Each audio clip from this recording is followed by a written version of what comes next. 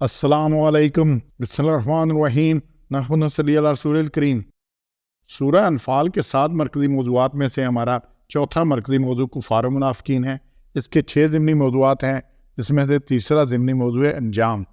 کفار و منافقین کا انجام کیا ہونا ہے؟ سورت میں یہ 7 نکات ہیں، اللہ نے بڑا واضح بتا دیا انجام ہونا کیا ہے۔ تو 35 نمبر آیت میں بوجہ کفر ان کو عذاب ہوگا۔ اچھا، اس میں سب کو کلیئر ہے جی، جو کفر ہے وہ عذاب ہوگا ان کو۔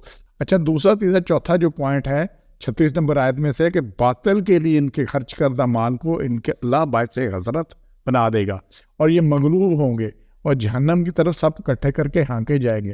دنیا میں مغلوب ہوں گے، جہنم کی طرف اکٹھے کر کے ہانکے جائیں گے، سب اللہ ان کو اکٹھا کر دے گا۔ اور پھر یہ ہے کہ دنیا میں جتنا مال خرچ کیا اللہ ان کو اس کو باعث حضرت بنا دے گا۔ حضرت کے اب دیکھ لیں بدر کی جہاں اللہ چونکہ بات آ رہی ہے تو کفار کے اسلام کے خلاف خرچ، اور وہ بھی باعث حضرت۔ بدر میں 1000 کا لشکر خرچہ لمبا، یہ وہ عیاشی کے لیے لائے تھے، سب کچھ ہوا۔ پھر ابو سفیان کے قافلے کا سارا منافع خرچ ہوا، مگر سب ضائع ہوا اور باعث حضرت بنا۔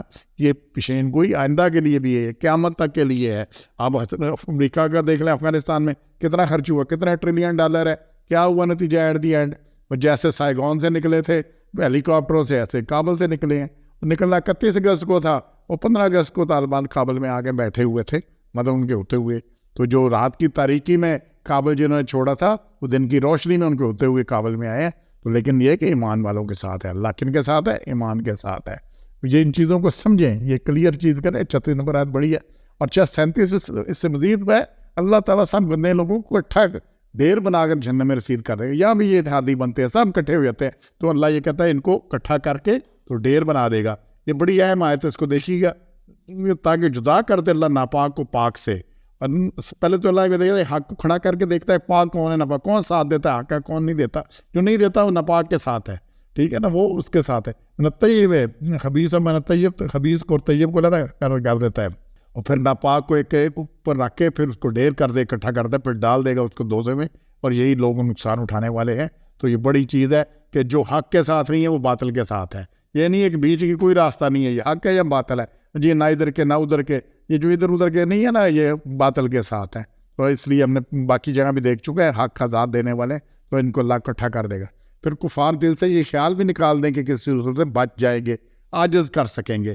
یہ 59 نمبر آیت میں اللہ نے بڑا واضح کہا ہے، یہ بچ نہیں سکتے، اور یہ نہ سمجھے کافر لوگ کہ وہ بھاگ نکلیں گے اور ہرگز تھکا نہ سکیں گے ہم کو، اس کائنات میں سے نکل نہیں سکتا جہاں بھی جاؤ۔ اس لیے کہتے گناہ وہاں جا کرو جہاں اللہ دیکھ نہیں رہا ہے، جو اللہ کی پکڑ سے باہر ہے، اللہ کا رزق کھا کے مت۔ تو یہ جیمز ٹیلیسکوپ گئی ہے، تو کہاں تک گئی ہے؟ تو کیا جہاں تک چلی گئی یہ کائنات نہیں؟ اس کو کائنات کا آخر کونا نظر نہیں آ رہا کہاں تک ہے، آگے بھی کائنات، تو بھاگو کہاں تک جاؤ گے؟ یہ اللہ کی کائنات میں ہے، تو یہ بھاگ کر عاجز نہیں کر سکتے، اللہ پکڑ لے گا ان کو، کہیں سمندر میں پکڑ لے گا، کہیں جہاں پکڑنا ہے، لیکن یہ اس چیز یہ عاجز نہیں کر سکتے اور بھاگ نہیں سکتے۔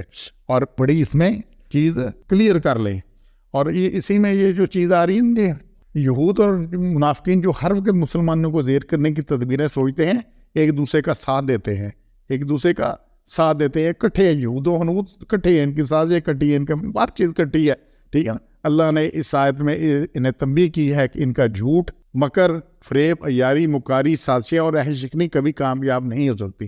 اچھا، جو مسلمان ان کے ساتھ ہے وہ بھی ان کے ساتھ ہے، اللہ کو اس سے غرض نہیں ہے کہ نام کیا ہے، کہتا کیا ہے، کرتا کیا ہے۔ جو یہود و حنود کے ساتھ ہے وہ ان کے ساتھ ہے، اللہ کے نزدیک ہے یہ ایمان ہے یا بے ایمان ہے، ٹھیک ہے نا۔ اس میں یہ نہیں ہے کہ اس علاقے کا کیا ہے، یہ چیز نہیں ہے، یہ کیا کلیم کرتا ہے، کیا کلیم نہیں کرتا، اللہ دلوں کے حال جانتا ہے۔